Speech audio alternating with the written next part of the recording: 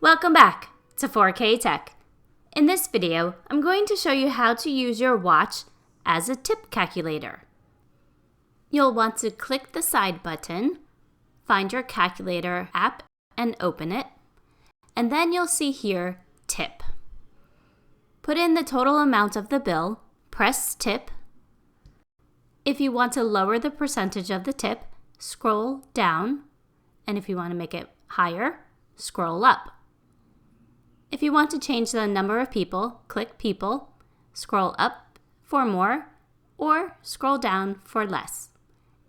You'll notice that at the bottom of the screen, for this example, if the total bill was $100 and I added a 20% tip of $20, the total amount of the bill would be $120. And since there are 5 people, each person would owe $24. I hope this tip has been helpful.